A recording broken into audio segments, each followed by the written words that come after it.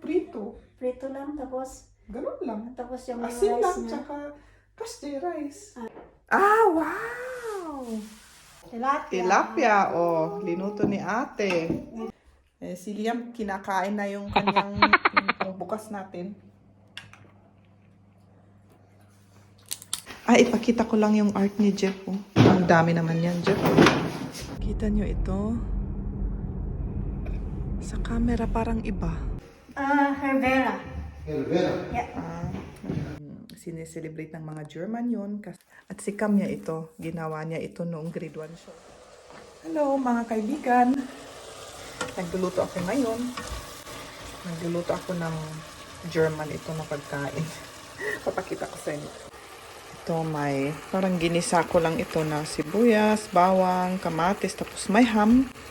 Tapos lagyan ko na ng noodle.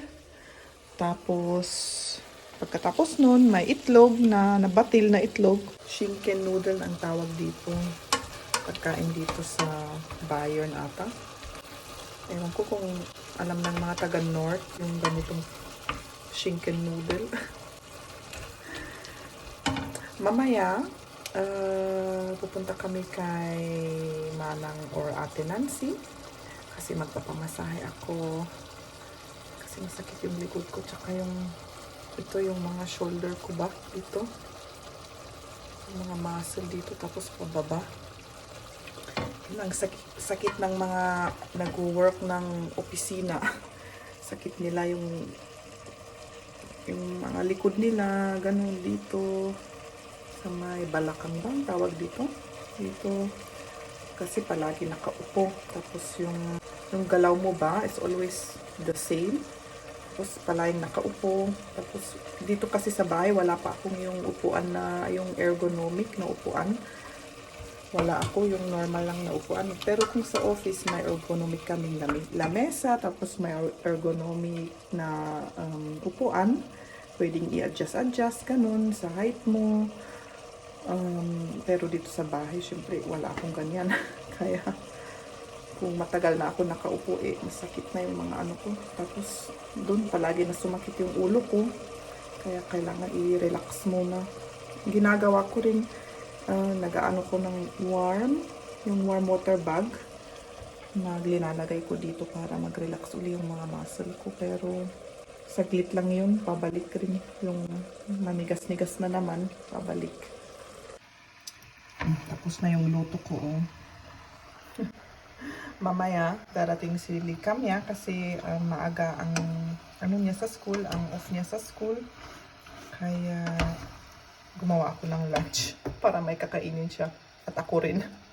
Si Jeb mamaya sa hapon pa darating at si Liam mamaya ko rin siya kukunin sa kindergarten. At ngayong araw na ito ay Nikolaustag dito sa Germany. Nikolaus Day, ganun. Sineselebrate ng mga German yon kasi si Nikolaus noong panahon noon siya ay isang mabuting tao na nagmimigay sa mga pobre, ganun. Nagmimigay siya ng pagkain, nagmimigay ng damit nila. Kaya every December, every December 6, sineselebrate yan dito sa Germany.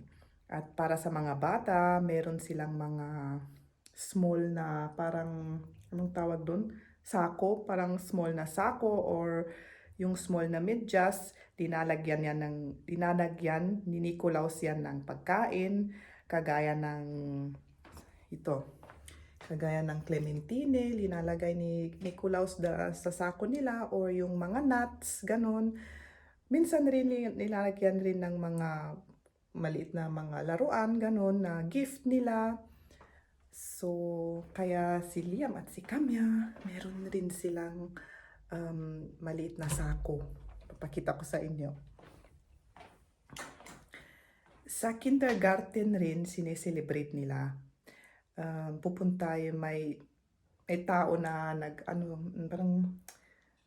nagsuot ng damit na parang si Nicolaus, may balbas, tapos pumunta sa kindergarten, tapos sabihin niya ako si Nicolaus at binibigyan ng mga bata ng mga yung kanyang mga sako or yung medyas na may nakalagay na mga pagkain or parang small things, ganun.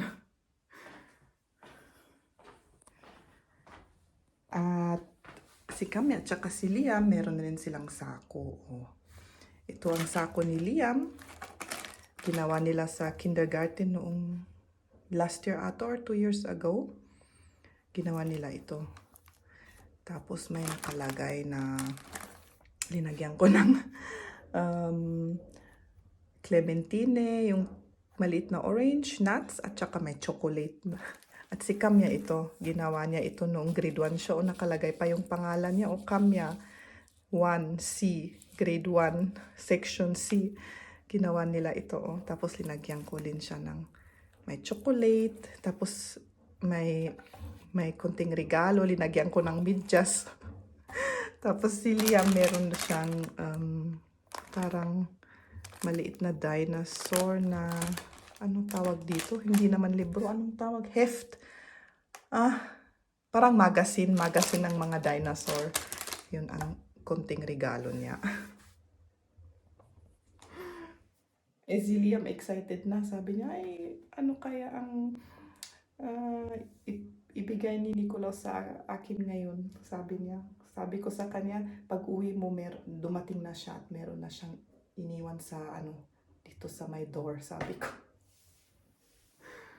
Nakakatuwa kasi yung mga bata, excited ba sila sa kanilang mga gift, ganun. Tutuloy ko na magtrabaho dito sa kwarto kasi hindi pa ako tapos. Nag-break lang ako konti para pa makapagluto. Tapos ngayon tutuloy ko na. Pagdating ni Kamya, magkakain na kami. Hello! Hapon na. At nakarating na si Liam at saka si Jeb. Si Kamya dumating na rin pero umalis na naman kasi may aasikasuhin. Si Liam kinakain na yung kanyang orange na binigay ni Nicolaus. Ang saya-saya niya kanina kasi may iniwan si Nicolaus na sako niya na may laman yung sako. Sandali, pakita ko sa inyo. Kinakain na niya ang kanyang clementine at tinitignan ang kanyang magazine. Okay, Liam? Ito yung kanyang chocolate. Ito na naman yung galing sa kindergarten. Yung medyas niya. Tapos, may message sa kanya. Tapos, yung laman, wala na. Inalis na yung laman. At kinain na yung laman na chocolate. Tsaka, may ganito rin. May walnut na laman at clementine rin. Hintayin lang namin si Liam na matapos kumain. At papunta na kami kay Ate Nancy para magpamasahe. May isang walnut. Yung pangbukas natin.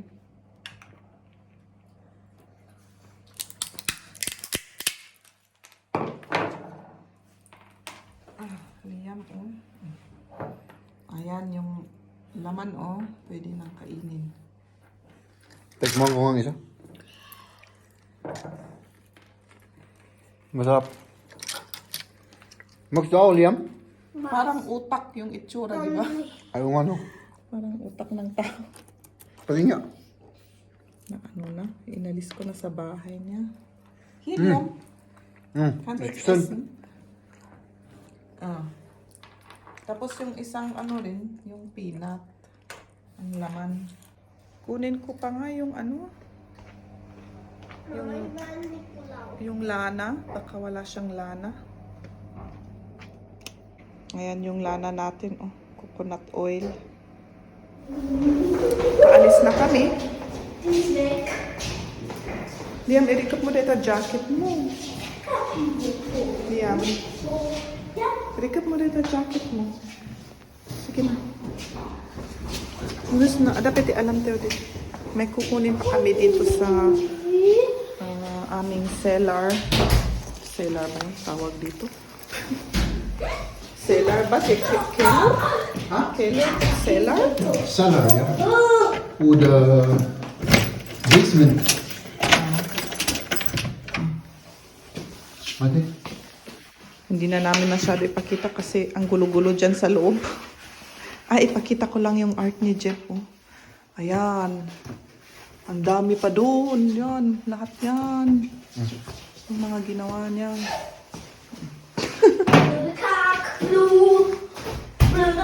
Kailangan natin ng ano. Yung mga... Ano ti verktyg i kun boremaskine? Gamit, gamitan. Kailangan natin ng mga raminta at mga kagamitan para si Jeb yung cabinet ni ate i-fix ba? Di ba? Ang dami naman yan, Jeb. Ilak ko muna ito.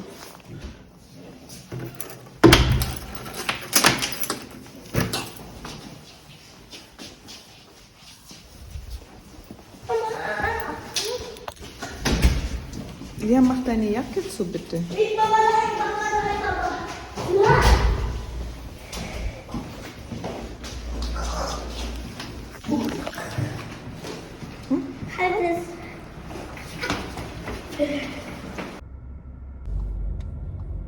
Dito binibenta yung mga Christmas tree. Yung mga fresh na Christmas tree. Doon kami bumibili. Kasi malapit lang sa amin. Across the street lang. Kita ba sa camera yung sunset?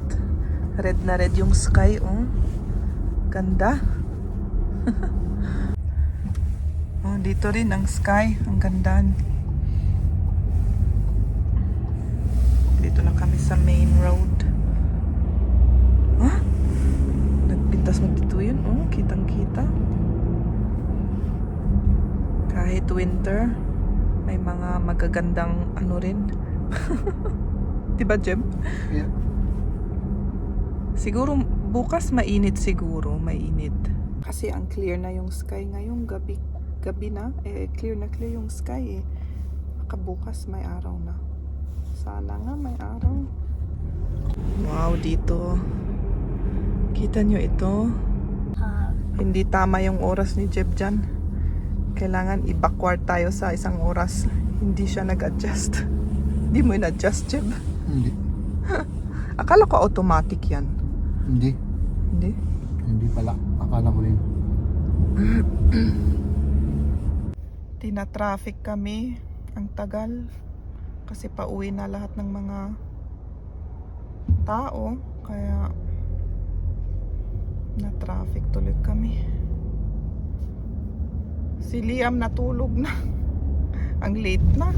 Tapos natulog pa. Pagod siguro. Pero malapit na kami. Malapit na, Jeb, ano? Yeah. So, nandito na tayo.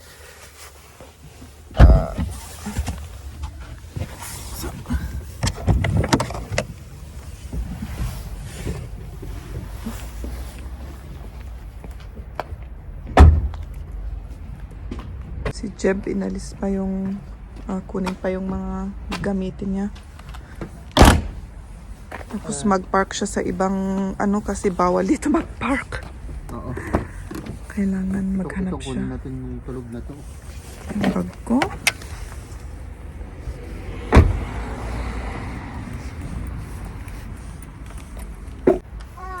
Aber du musst jetzt... Kannst ja mal klingeln. Ihr müsst woanders hinparken. Ihr könnt ja schon mal klingeln. Hast du die ganzen Rest? Oder Geht's, geh Liam? mal kurz raus. Dann geh mal runter. Wieder, ja? Ich habe gut geschlafen. Ich habe nur 5 Minuten, ich weiß es gar nicht. Ja. Ja. Ist offen, Liam. Drück mal. Wo soll ich drücken? Hier drücken. Hier. Die Tür drücken. Ich muss auch wieder reden. Da geht nicht. Anong pangalan niya? Wala akong makitang pangalan Was dito. drücke ich jetzt? Das weiß ich nicht. Ich hilf sie mal, ah.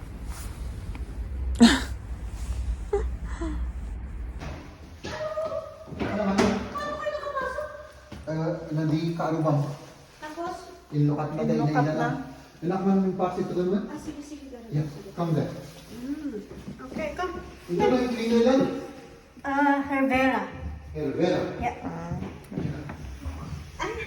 Hindi ko sa nag-check kasi ayusin nila yung ano ko ate, yung bahay ko. This is special. Si Jeb. Yung anak ni Ate Aida. Ay, yung asawa ni Anita. Oo.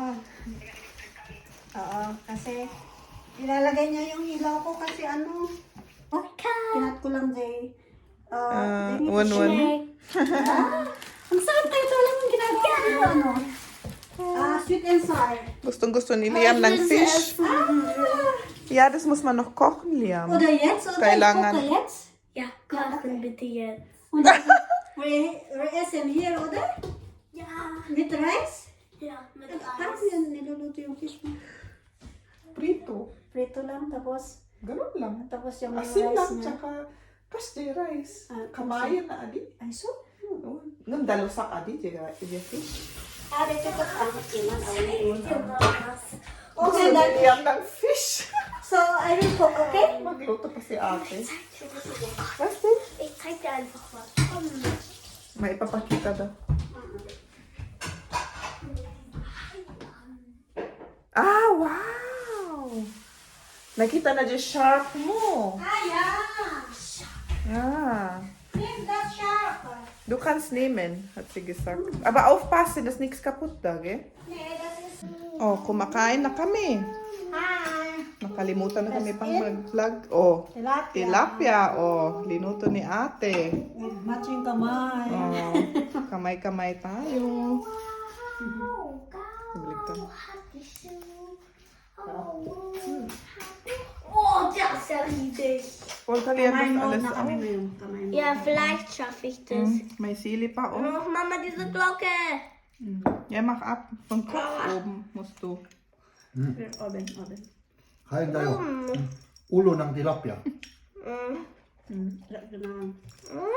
Here. Hala? Si Liam, tapos na. Nagkamay na rin si Liam. Oo nga. Nakauwi na kami. Ay, naku, ang ganda yung masahe ni ate. Salamat, Ate Nancy. Naantok tuloy ako. Talaga naantok ako. Tapos parang lupay pa yung aking katawan. Ay, naku. Yun, gabi na. 9 o'clock na. 9:30 pa ata. Gabi na talaga. Tapos may trabaho pa bukas. Kaya matulog na kami. Paalam na ako. Sige, bye-bye. Next time ulit.